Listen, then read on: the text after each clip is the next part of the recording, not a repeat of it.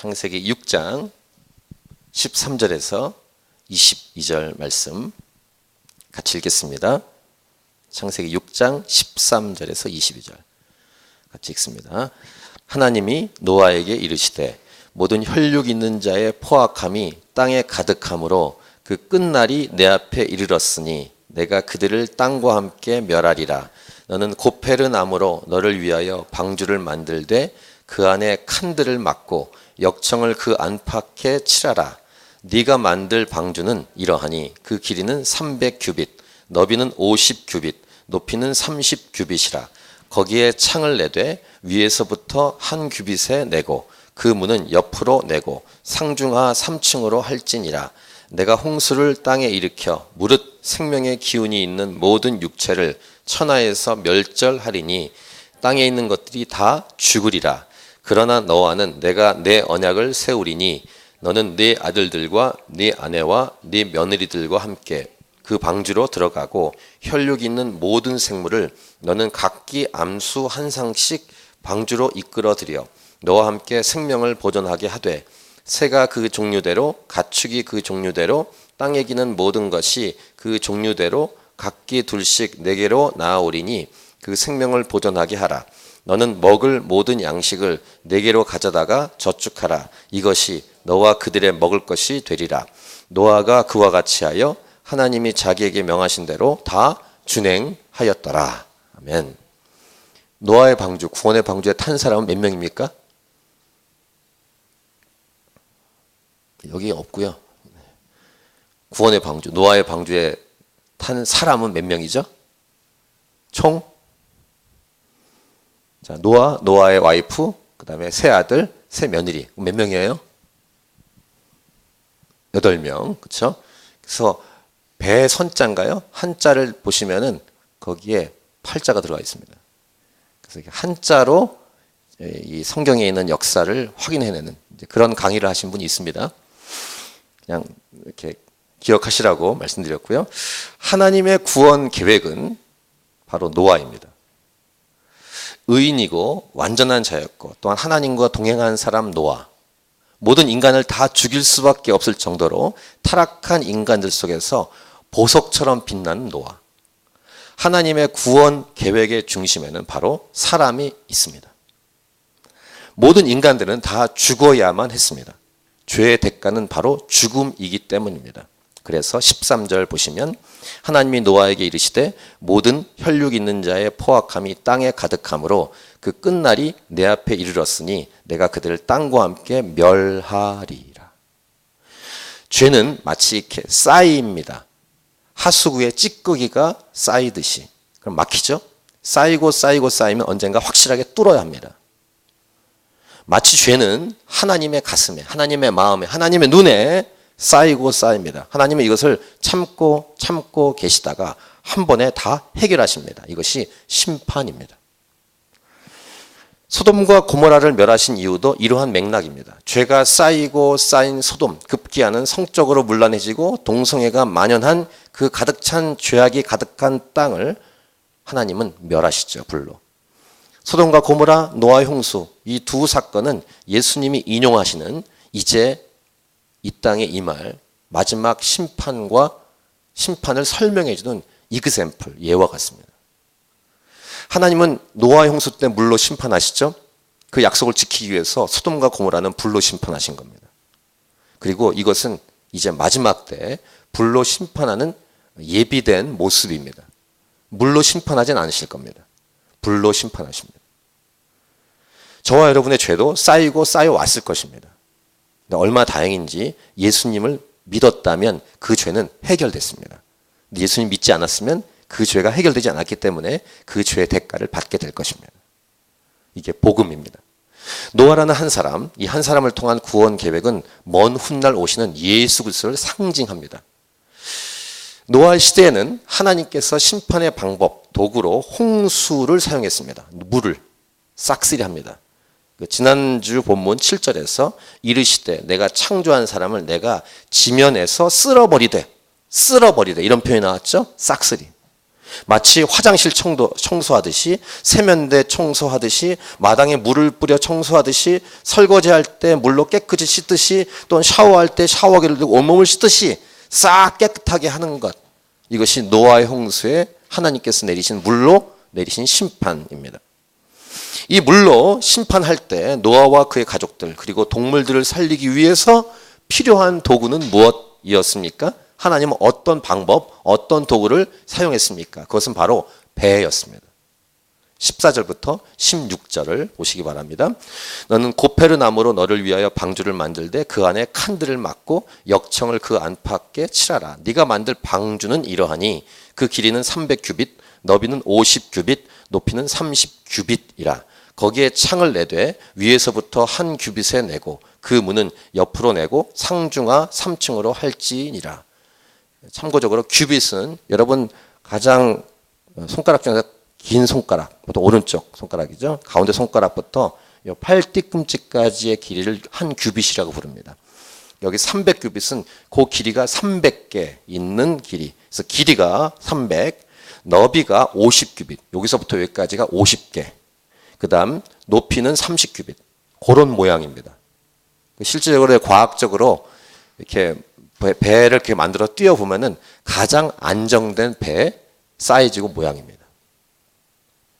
자, 정리를 해보면 심판의 도구 및 방법은 물입니다. 동시에 그 심판의 도구 및 방법인 물에서 구원하는 방법은 배입니다. 물과 배.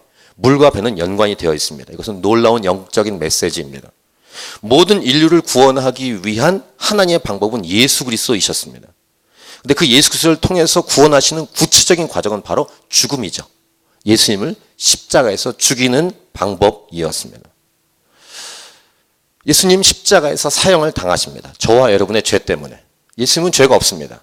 모든 인간의 죄를 다 짊어지시고 십자가에서 죽으십니다. 그런 것처럼 홍수로 곧 물로 모든 인간을 죽이시는 것처럼 예수님을 십자가에서 하나님은 죽게 하십니다. 동시에 그 홍수에서 구원을 받는 방법은 배인데 예수님 안에 있어야 그 죄에서 구원을 받죠. 예수님 믿어야만 예수님 안에 들어갑니다. 그 죄악에서 구원을 받습니다. 그러니까 이것은 서로 떨어질 수 없는 것입니다. 예수님의 십자가의 죽음, 피를 흘린 죽음과 구원은 떨어지지 않고 이 노아의 홍수처럼 물로 홍수로 멸망시키는 방법과 배는 연관되어 있다. 죽음과 예수 그리스도가 서로 연관되어 있듯이 물과 배가 연관되어 있다. 홍수라는 심판의 도구와 방법에서 그 구원의 도구와 방법은 배다라는 사실이에요. 새벽 기도나 금요 예배 때, 또 오늘 드리는 이 주일 예배 때도 여러 번 강조해서 말씀드린 것처럼 성경 곳곳에는 성경이 총 66권이죠. 어떤 분에게 질문했더니 성경이 총 몇 권입니까? 한 권이요. 이렇게 말하는 분 계셔서 그렇게 말하면은 인쇄된 성경책은 굉장히 많은데 성경은 총 66권이죠. 구약 39권, 신약 3, 9, 27, 27권입니다. 66권 전체 구석구석에는 복음이 들어있습니다. 곳곳에.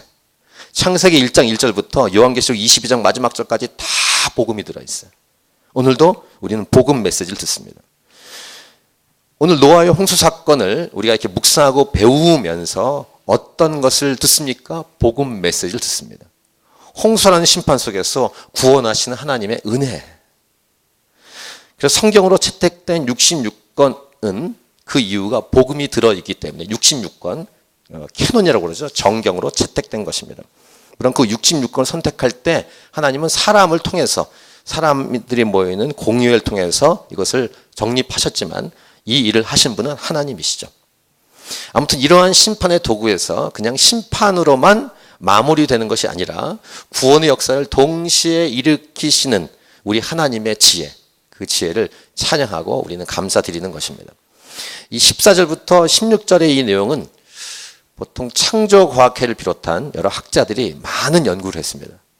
실제로 그 배가 있었느냐, 그 홍수 속에서 그 배가 어떻게 사람들을 살려낼 수 있었느냐 이런 등등을 연구했는데 결론, 믿는 자들이나 믿지 않은 자들 공통된 결론, 있었다. 그리고 구원할 수 있었다.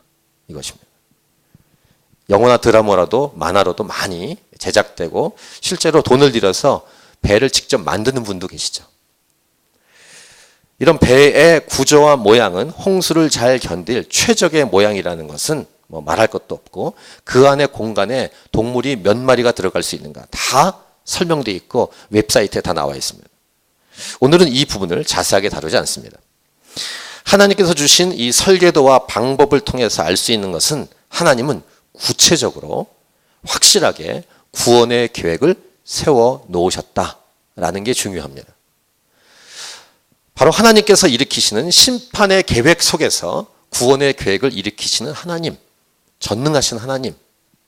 오늘 설교 제목 이것입니다. 심판의 계획 속에서 구원의 계획을 세우시다. 한번 제목을 같이 따라 읽을까요? 시작. 심판의 계획 속에서 구원의 계획을 세우시다.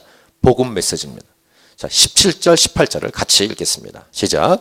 내가 홍수를 땅에 일으켜 무릇 생명의 기운이 있는 모든 육체를 천하에서 멸절하리니 땅에 있는 것들이 다 죽으리라.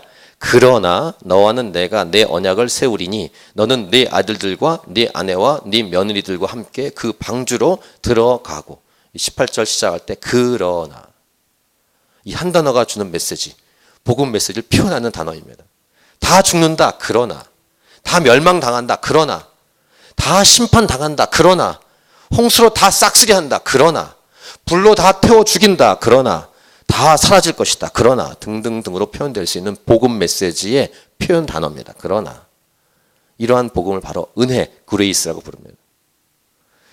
그래서 살 수 있는 말씀을, 생명의 말씀, 생명을 보존할 수 있는 말씀을 이어서 주고 계시죠. 19절부터 21절이에요. 우리 같이 읽겠습니다. 시작. 혈육 있는 모든 생물을 너는 각기 암수 한 상씩 방주로 이끌어들여 너와 함께 생명을 보존하게 하되, 새가 그 종류대로, 가축이 그 종류대로, 땅에 기는 모든 것이 그 종류대로 각기 둘씩 내게로 나아오리니 그 생명을 보존하게 하라. 너는 먹을 모든 양식을 내게로 가져다가 저축하라. 이것이 너와 그들의 먹을 것이 되리라. 홍수라는 심판, 다 죽이는 심판 속에서 살 수 있는 방법을 알려주시는 하나님. 이러한 하나님의 심판의 계획 속에서 구원을 받는 사람, 구원의 계획에 포함된 사람의 태도와 모습은 어떠한 태도와 모습인지를 오늘 성경 본문의 맨 마지막 절은 이렇게 우리에게 알려주고 있습니다. 22절을, 이 22절이 자신의 말씀으로 믿고 22절을 같이 읽겠습니다. 시작. 노아가 그와 같이 하여 하나님이 자기에게 명하신 대로 다 준행하였더라. 이게 노아라는 단어에 여러분의 이름을 넣어서 다시 한번 시작. 재성이 그와 같이 하여 하나님이 재성에게 명하신 대로 다 준행하였더라. 제 이름을 따라하지 마시고 여러분의 이름을 넣어서 다시 노아와 그 자기라는 단어에 여러분의 이름을 넣으세요. 시작. 재성이 그와 같이 하여 하나님이 재성에게 명하신 대로 다 준행하였더라. 우리 한 번 더 할까요? 옆 사람 이름을 넣어서. 옆 사람 이름 다 아시죠? 거기는 3명이니까 좀 뒤로 들어보셔야겠네. 그 조카를 보시고 여기 친정 엄마와 따님 거기 뒤에 이렇게 해보세요. 자, 서로의 뭘 구경하세요. 여러분도 이렇게 부부를 하시고 옆 사람 이름을 넣어서, 자, 노아와 자기라는 단어에 옆 사람 이름을 넣어서 시작. 같이 하여 하나님이 그분에게 명하신 대로 다 진행하였더라. 아멘. 하나님의 말씀을 있는 그대로 다 순종하는 것, 행동으로 실천에 옮기는 것, 이것이 심판 속에서 살아나는 구원을 받는 길이다. 이러한 모습이 바로 저와 여러분의 모습이길 축복합니다. 우리 캔버라 하나님이 차신 교회이길 원합니다. 우리의 자녀들 다음 세대이길 원합니다. 하나님께서 말씀하신 대로 그대로 다 순종하는 사람. 다시 오늘 설교 제목, 심판의 계획 속에서 구원의 계획을 세우시다. 오늘 말씀을 통해 우리에게 주신 메시지는 무엇일까? 첫 번째 메시지. 이미 앞에 설명을 다 했습니다만, 하나님의 구원 계획에는 방법이나 도구가 아니라 사람이다. 예를 들어서 그 배를 짓는 사람이 없었다면, 또 배를 만들었는데 그 속에 사람이 한 명도 들어가지 않는다면 어떻게 되겠어요? 하나님은 방법이나 도구를 찾지 않으십니다. 만약 방법이나 도구라고 표현한다면 그것은 바로 사람입니다. 이게 첫 번째 메시지. 하나님께서, 그러니까 예수께서 인간이 되신 것도 이러한 맥락이라고 할 수 있습니다. 하나님이 인간이 되셨다는 이 놀라운 하나님의 방법은 사람을 통해 일하고 싶어 하시는 하나님의 마음을 깨닫게 합니다. 이 메시지도 저희가 자주 나누는 메시지죠. 사람을 통해 하나님이 일하신다. 저희 교회 이름의 가치가 여기 있어요.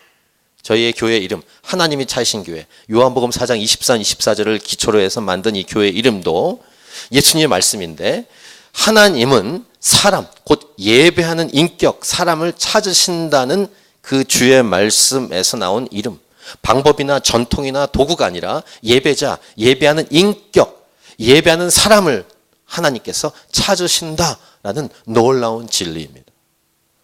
구원의 계획도 사람을 통해서 일하기 원하시는 하나님, 물론 그 완성이요, 절정이요, 그 완전한 것은 하나님이신 예수님이 인간이 되신 사건이죠. 성육신 사건. 더 나아가서 이제 이러한 사람이 되신 하나님, 곧 예수님을 통해서 구원이 시작되었고요. 이 구원이 완성이 될 때까지, 그것을 이루기까지 하나님은 예수 믿는 저와 여러분을 통해서 이 땅 가운데 이 복음을 전하기 원하신다는 사실이에요. 이 존재가 바로 교회입니다. 교회. 교회는 건물이 아닙니다. 교회는 바로 저와 여러분이고, 이렇게 저와 여러분 같이 예수님 안에서 모인 공동체가 교회입니다.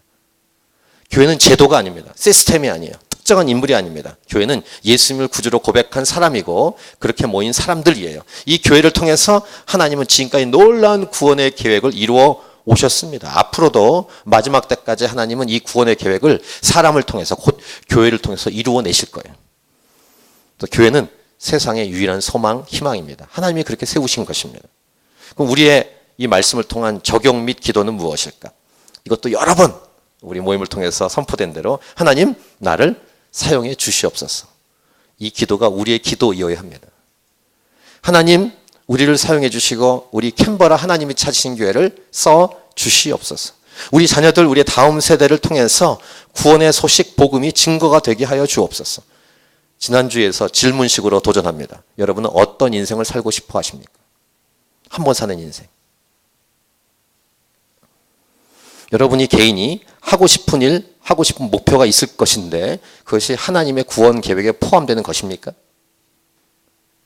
아니면 자기 자신만을 위한 것입니까? 선택하셔야 돼요. 결정하셔야 됩니다. 하나님 억지로 여러분을 쓰지 않으십니다. 헌신이 필요합니다. 하나님 나를 써주십시오. 이사야처럼 이 고백이 필요합니다. 무서워하지 마십시오. 이렇게 하나님께 헌신되고 쓰임받는 것은 축복이에요. 가장 큰 행복이죠. 가장 좋은 길입니다. 마귀는 속입니다. 그렇게 하면 고생한다. 물론 고생은 할 거예요. 고난 받게 될 것입니다. 지난 금요 예배 때 영적 전쟁 얘기하면서 사도 바울이 영적인 예수님의 좋은 병사로 나와 함께 고난을 받자, 이런 말씀을 디모데후서에서 하시죠. 고난 받습니다. 하지만 이것은 행복한 고난입니다. 괴로운 평안 가운데 들어가지 마시고 행복한 고난 가운데 들어가십시오. 이게 교회입니다. 다시 이사야 6장 8절에서 이사야의 고백. 하나님 말씀을 듣습니다. 내가 누구를 보내면 누가 우리를 위하여 갈꼬? 라는 하나님 말씀을 듣고 이사야가 내가 여기 있습니다. 나를 보내소서. 목회자가 되란 말도 아니고 풀타임 선교사가 되란 말도 아닙니다. 예수 믿는 자라면 기본적으로 이 고백과 함께 자신의 삶을 드리는 것, 이것이 건강하고 정상적인 예수 믿는 자요, 예수 믿는 교회입니다. 이 음성을 들을 수 있는 존재가 교회입니다. 이 음성을 들을 수 없다면 둘 중에 하나입니다. 이렇게 예배 모임에 와 있지만 예수님을 믿지 않든지, 아니면 자기중심적으로 이기적으로 자기 자신만을 위한 삶을 살아가는 육적인 크리스천이든지, 그런 하나님의 음성이 들리지 않을 것입니다. 아니, 거부될지 모르겠어요.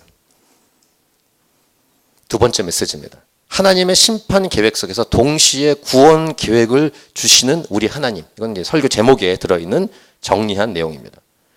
이러한 하나님을 알아가는 존재가 예수 믿는 자인데, 하박국, 지금 새벽기도 본문이 하박국 1장까지 왔습니다. 다음 주 화요일은 2장, 그 다음에 3장 이렇게 넘어갈 텐데, 하박국 3장 2절에 이런 말씀이 있습니다. 하박국이 여러 이렇게 고민거리에 빠지다가 하나님과 대화하다가 결국은 하나님에 대한 이런 고백을 하는데요. 우리 같이 읽을까요? 시작. 여호와여, 내가 주께 대한 소문을 듣고 놀랐나이다. 여호와여, 주는 주의 일을 이 수년 내에 부응하게 하옵소서. 이 수년 내에 나타내시옵소서. 진노 중에라도 긍휼을 잊지 마옵소서. 진노 중에서도 하나님의 은혜를 갈망할 줄 아는 한 사람. 이분이 하박국이었고, 이런 공동체가 교회이고, 이런 한 사람 한 사람이 예수 믿는 자라는 것입니다. 그러면 중보기도가 가능해집니다. 하나님의 가슴에 감동을 주고 하나님 마음을 흔들 수 있는 한 사람, 중보기도자, 예수 믿는 자, 교회죠.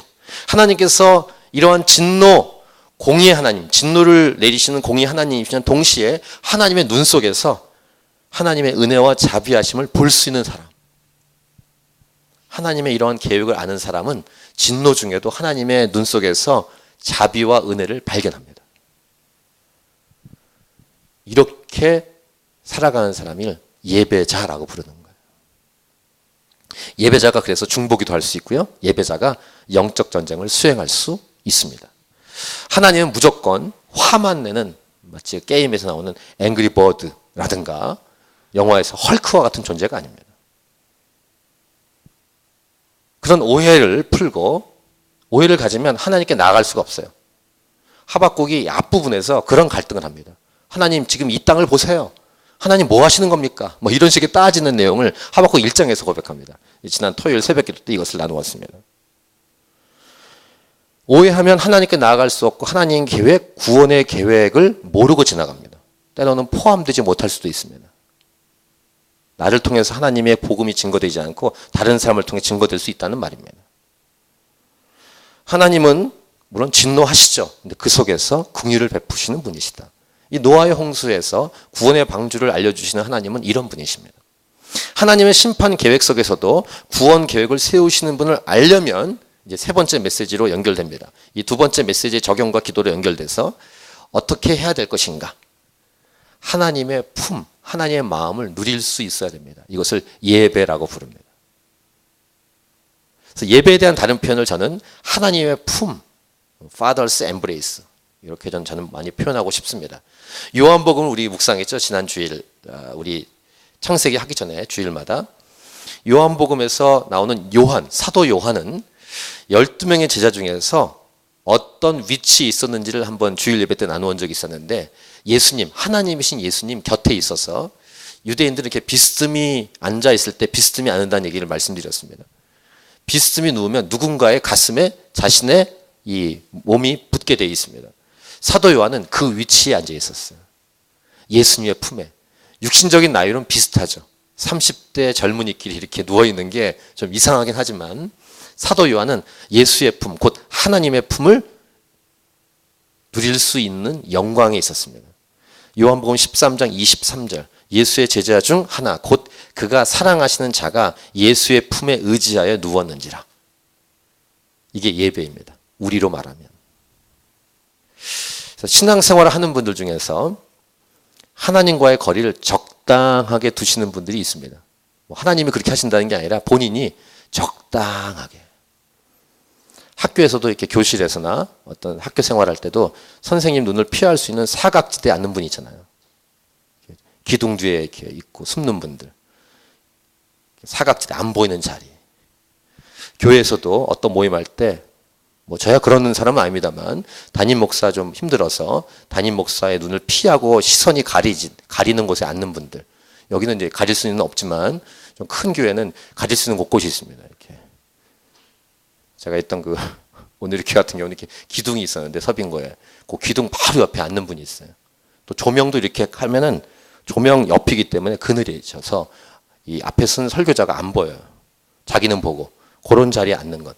이것은 꼭 이렇게 겉으로 보이는 눈에 보이는 것만 아니라 이렇게 마음으로도 그렇게 하시는.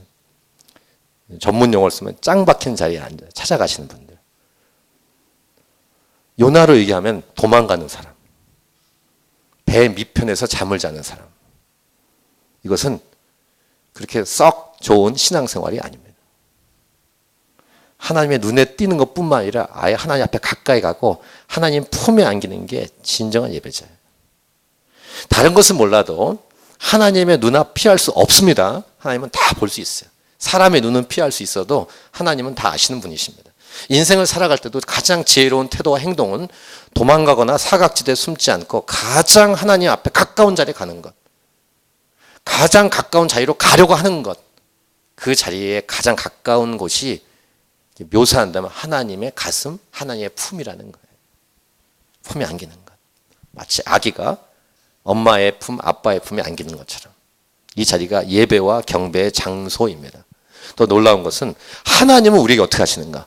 품 정도가 아니라, 품에 품은 정도가 아니라 아예 영으로 성령께서 들어오십니다. 내주. 품 정도가 아니라 아예 들어오십니다. 이게 예수 믿는 자를 설명할 때 하는 표현입니다. 주께서 내 안에 들어오셨어요. 아예. 그리고 안 떠나십니다. 성령의 내주. 영원히 사시겠다고 들어오셨어요. 이분이 우리 하나님이십니다. 이분을 피할 수도 없지만 피하려고도 하지 마십시오. 하나님과의 친밀한 교제와 사귐을 누리면 하나님의 음성을 제대로 들을 수 있습니다. 보통 신앙생활 하다가 오해가 생기는 것, 사람과의 오해도 그렇지만 하나님으로부터 오해가 생기는 것은 적당히 들었기 때문이에요. 아예 안 들으면 아예 관심이 없을 텐데 듣긴 듣는데 적당히 들으면 오해가 많이 생깁니다. 가까워지면 오해가 없어져요. 친밀하면 오해가 없어집니다. 사람과의 관계도 친밀하면 오해가 없어져요. 많은 말을 하지 않아도 괜찮아요. 친하면 눈빛만 봐도 알아요. 보통 사무적인 관계는 많은 설명을 해야 돼, 이렇게. 교회의 슬픈 사실은 많은 설명을 함에도 불구하고 싸운다는 거예요.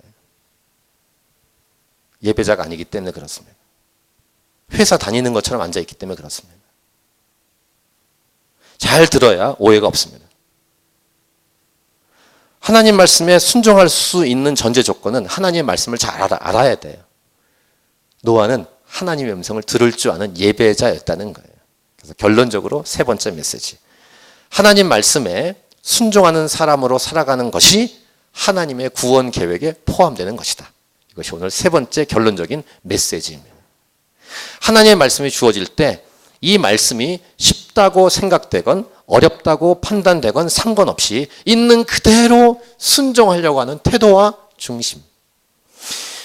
말씀을 사랑하고 그 말씀에 순종하는 자가 바로 하나님을 사랑하는 자라는 것을 우린 요한복음을 통해서 확인했죠. 하나님을 정말 사랑하느냐? 그럼 하나님 말씀을 사랑해라. 이런 메시지를 요한복음에서 우린 나누었는데, 하나님을 사랑해서 하나님과 함께 하나님의 구원 계획에 동참하는 영광의 자리로 올라가려면 하나님 말씀을 잘 들어야 하고, 하나님 말씀을 잘 들으면 예배자여야 한다 라는 것입니다. 믿음의 선배들이 그렇게 살았습니다. 사도들이 그렇게 살았고, 역사에 오고 갔던 많은 믿음의 선배들, 선교사님들, 하나님의 사람들, 하나님의 백성들이 예배자로 하나님 품을 안기면서 하나님 말씀을 잘 듣고 순종해 갔죠. 이 대열, 믿음의 대열, 믿음의 계보에 포함되도록 간절한 마음. 이 믿음의 대열에 저와 여러분이 포함되고 우리 하나님의 차신 교회가 포함되고 우리 다음 세대가 포함되기를 간절히 기도합니다. 심판의 계획 속에서 구원의 계획을 세우시다. 자, 우리 22절 말씀 읽고 우리 찬양하고 기도하도록 하겠습니다. 22절 다 같이 시작. 노아가 그와 같이 하여 하나님이 자기에게 명하신 대로 다 준행하였더라. 아멘.